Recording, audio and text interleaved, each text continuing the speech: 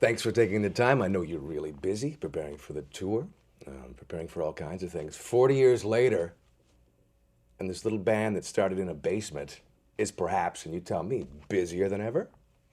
Yeah, we are busier than ever, actually. I think the last 3 months have been the busiest of my life. And Really, I've been with them for those three yeah, months, so Are you getting any sleep? occasionally. yeah. And I hear things, people tell me things are going incredibly well in the studio. Tell me about that.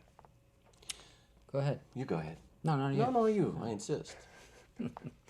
Well, Alex and I started writing together, I guess it was, what, in February or something? Mm-hmm.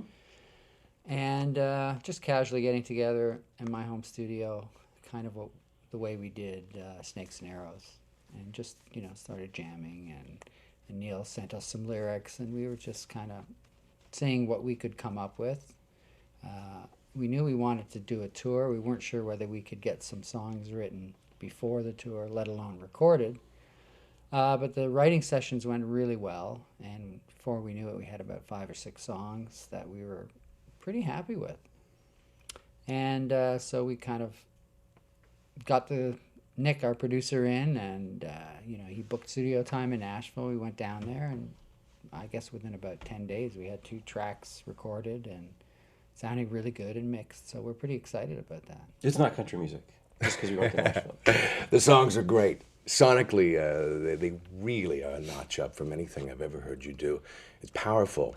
And oddly, maybe you haven't heard this before, maybe you have, I hear a little bit of, from a tonality standpoint and intricacy standpoint, some Jeff Beck in your playing. It's Well, fantastic. that's a lovely compliment. Anybody who has a little bit of Jeff Beck in their playing is better off.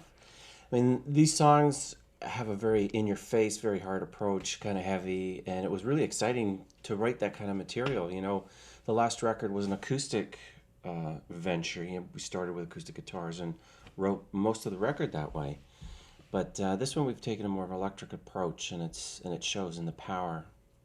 You started writing, well, back in the day of Closer to the Heart, you were always writing on a couple of acoustics. Back in those days, Yeah, yeah. I mean, yeah. we had no choice, really. That was the only feasible way for us to work. We were limited in so many ways, but now, Yeah. of course, it's a little different. I mean, we were limited because we were traveling, we were writing while we were on the road. So, we couldn't plug in the hotel room. So a couple acoustics would do fine. So you're meeting kind of late morning at your place, and you're just basically starting from scratch. Does it feel like it's brand new again each time? You never know what's going to happen. It's really an interesting process. We go in with very little preconception. We try to let it be as natural and as kind of the moment as it can be. And, we start jamming together, and this time it just kind of took a direction. And eventually we started fitting pieces of lyrics together, and, we've been working on this concept with Neil and back and forth. And it just kind of blossomed, and it was really one of the best writing sessions I think we've ever had together. So I don't know why. I don't know what that means, other than the fact that sometimes it just goes well, and sometimes it's more work. It's just kind of a mercurial process. And when it doesn't go well, do you just sort of go, okay, let's go home and I'll see you tomorrow? Yeah, pretty much. Pretty much. I mean, we flog it for a while, but ultimately, I think that's what you do. But it was such a pleasure to go over. I mean, for me, I couldn't wait to go over to Ged's in the morning and get started. We have a couple coffees and shoot the breeze for a bit, and then get right into it. And things happened kind of quickly, and there was such a bright spark to a lot of the material that we were writing. It was really quite exciting. I think it was the coffee. Maybe it was the coffee. We're We co- are coffee we're achievers. coffee achievers. Oh, sorry, I stole your line. I know what you mean. Do you wake up in the morning with ideas? Do you find them in the shower? Do you wake up in the middle of the night? When do they come to you, or do they actually come when you're sitting in the studio? Well, I have a great idea every morning, but Nobody wants to know about No it. one wants to hear about that, especially me right now. No, it's funny. There was one track on this album that I started writing kind of lying in bed, and I just figured it would be a way to get us going, because the hardest thing sometimes is that one little thing that gets you started. And right when we sat down, and of course, you know, you got nothing written and you're just looking at your guitars. And so I had this idea that I've been working on in my head, and we played around with it, and it ended up being BU2B in the end. And so that was kind of satisfying to know that, that at least it came from some kind of half dream thing. What a great song, too. That's the one I was thinking of when I thought of Beck's guitar, which I knew wasn't a conscious thing on your part, but great tone. Yeah. Sonically brilliant. And BU2B, the acronym, which at first I, looked at it and took a second, but it's an interesting way to approach a title of a song. Well, it just became a nickname for it because we got tired of saying the full "brought up to believe" all the time, when referring to it. And actually, it's a bit of a tongue twister, even in and of itself. It's not the easiest thing to say, but we started, emailing each other, and so we shortened it to BU2B as a kind of quicker way to type, and it just stuck, and it kind of looked right on the page, didn't it? Mm-hmm. It does. It doesn't sound, natural, but it looks good on in print. Did you have songs in the past that you had working? Beatles had Scrambled Eggs for Yesterday. Did you have some songs that you worked on forever and didn't really have an official title until they just about made the record in past? Did that happen before? It has happened, but usually we have kind of stupid names for all of our songs. Give me one. We don't. You got to remember reveal. one. I don't know. They're so stupid you can't even think of them right now. I can't think off the top of my head, but they usually have not so nice names. They morphed into something that Yeah. we became to know it as, so let's not go back there.